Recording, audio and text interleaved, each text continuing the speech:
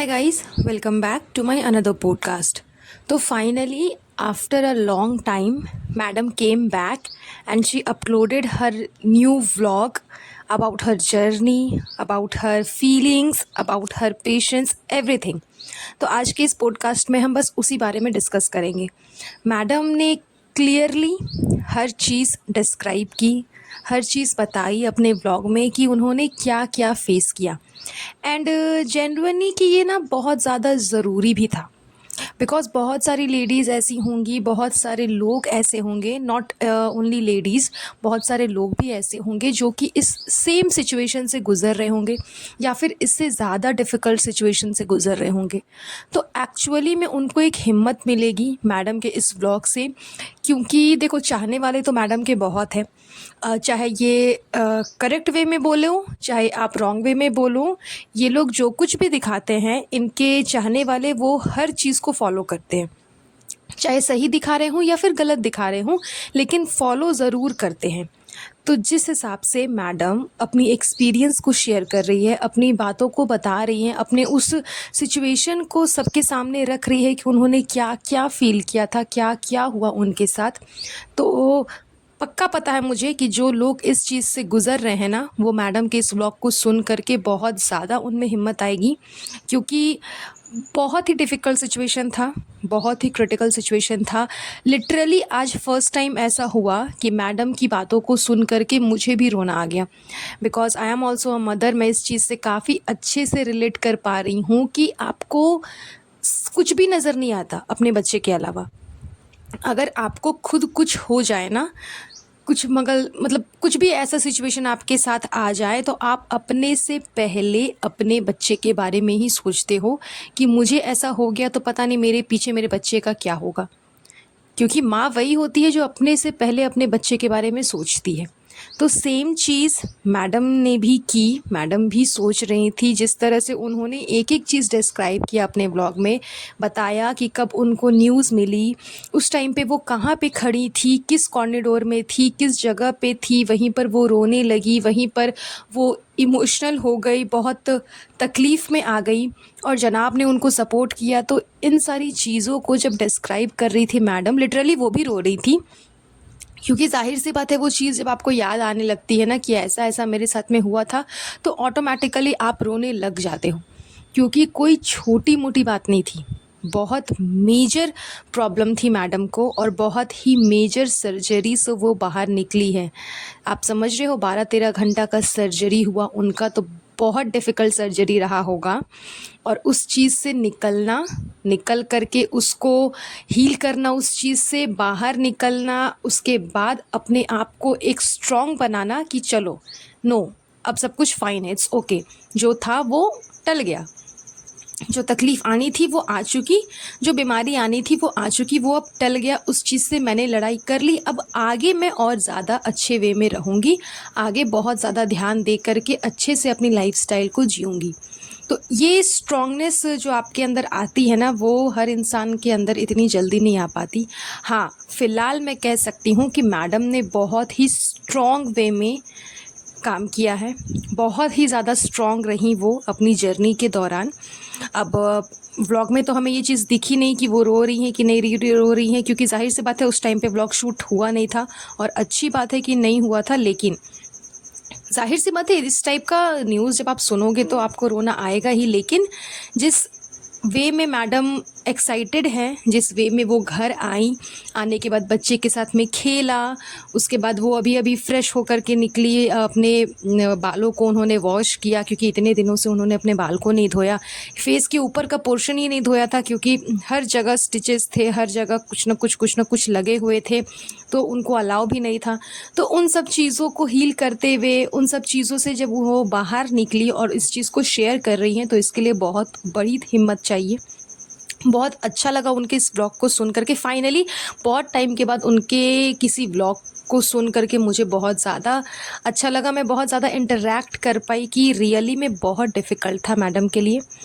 And ये चीज़ भी उन्होंने इस बार जो मेंशन की है कि जनाब ने बहुत सपोर्ट किया, बहुत हेल्प किया, तो वो जेन्युइनली इस टाइम पे दिखा। बिल्कुल सच्चाई इस टाइम पे दिखी कि जनाब ने वाक़ई में काफ़ी सपोर्ट किया मैडम को। उन्होंने क्लियरली मेंशन भी ये किया कि उनके पैर दबाने से लेकर के हर एक चीज़ जनाब ने की। वो चाहती तो इस चीज़ को मेंशन नहीं भी कर सकती थी, क्योंकि बहुत लोगों को ये चीज़ पसंद नहीं आएगी कि अच्छा हस्बैंड ने अपनी वाइफ़ का पैर क्यों दबाया, ये वो वगैरह वगैरह। लेकिन इस चीज़ को नज़रअंदाज करते हुए उन्होंने इस चीज़ को मेंशन किया। मे बी इस वजह से जनाब का भी मेल ईगो हर्ट हो सकता है, नॉट नाउ, अभी नहीं, लेकिन बाद में हो सकता है कि हो जाए। लेकिन फिर भी मैडम ने इस चीज़ को मेंशन किया।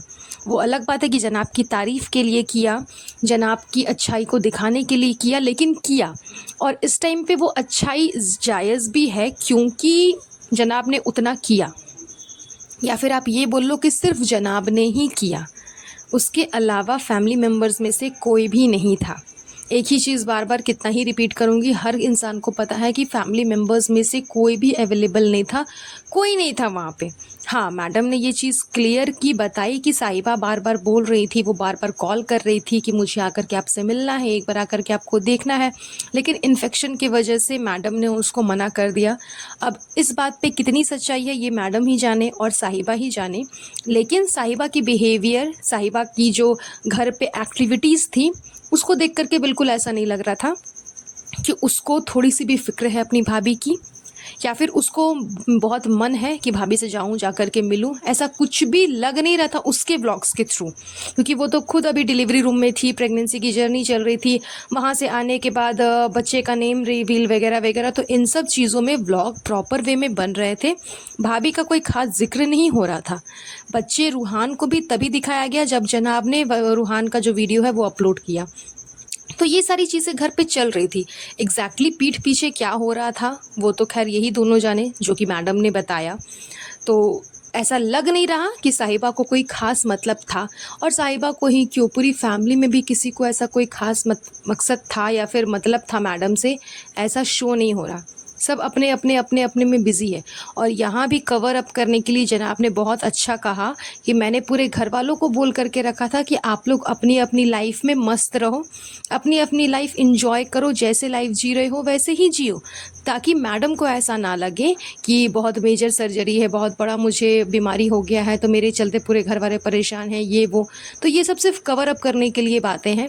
एग्जैक्टली में आपके फैमिली मेम्बर्स को इतना बड़ा मेजर तकलीफ़ होगा, बीमारी होगी, और घर वालों को पता ही नहीं होगा कि वो कितने दिन से हॉस्पिटल में है, कैसी है, किस दिन ऑपरेशन होने वाला है, तो फिर वैसी फैमिली किस ही काम की। तो इनकी फैमिली कोई काम की नहीं है। फ़िलहाल मैडम ने अपने व्लॉग में जो स्पेशल मेंशन किया था वो जनाब के बारे में, कि उन्होंने बहुत सपोर्ट किया। अपनी मम्मी के बारे में वो चीज़ अच्छी लगी। एक चीज़ और अच्छी लगी कि उन्होंने फैमिली के बारे में ज़्यादा कुछ नहीं बोला। हमेशा जो वो फैमिली पे ज्ञान देती है, इस बार उन्होंने नहीं दिया, क्योंकि उनको भी अंदर से ये चीज़ फ़ील हुई होगी कि फैमिली ने कोई सपोर्ट नहीं किया। उनके बच्चे को स्पेशली उनकी मम्मी ने संभाला, ये चीज़ मैडम ने कही। उन्होंने अपनी मम्मी को भी अप्रिशिएट किया, मम्मी के बारे में भी कहा, धर्म दादा के बारे में भी कहा कि वो भी रात रात भर रुके रहते थे इनकी मम्मी के साथ, क्योंकि रात को कभी भी कुछ भी ज़रूरत पड़ सकती है। और जनाब तो उस टाइम पे मैडम के साथ में थे और मैडम हॉस्पिटल में थी। बट आप सोचो, इतनी बड़ी फैमिली है, रात को कुछ इमरजेंसी हो सकती थी, कुछ ज़रूरत पड़ सकती थी रूहान को, उसके लिए धर्म दादा को रुकना पड़ा। क्यों? घर पे कोई और मेल पर्सन नहीं था? चलो फीमेल्स का समझ में आता है, फीमेल्स उतनी रात को बाहर जा कर के कुछ नहीं लाती, लेकिन मेल पर्सन तो थे ना। सबसे बड़ा गुटका किंग तो था ना, वो तो हेल्प कर सकता था ना, वो तो रात में जा कर के बाहर से कुछ ला सकता था ना, अगर वैसी सिचुएशन आती तो।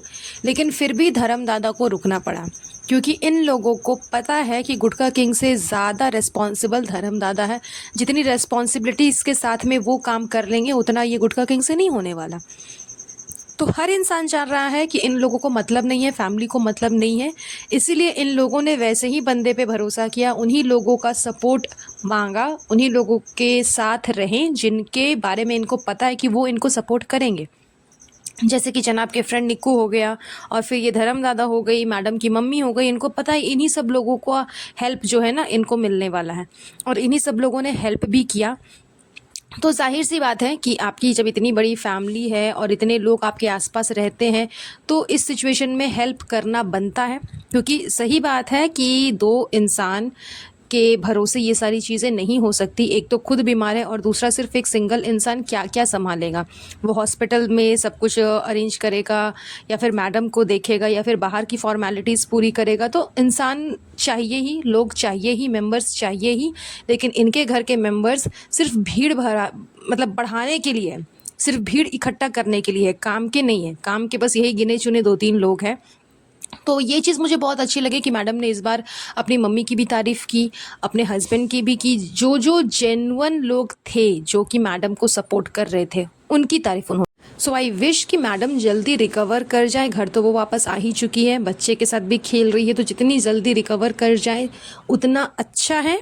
आई ऑलरेडी मैंने प्रे किया है, मैं फिर से करूँगी कि वो जितनी जल्दी रिकवर करे उतना बहुत बेटर होगा उनके लिए भी, उनके बच्चे के लिए भी, उनके खुद के हेल्थ के लिए भी एंड स्पेशली उनके हस्बैंड के लिए भी, क्योंकि वो भी बहुत ज़्यादा सफ़र कर चुका है इन सारी सिचुएशन में।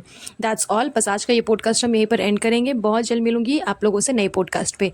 तब तक आप सब अपना ध्यान रखिएगा। Have a nice day. Bye bye.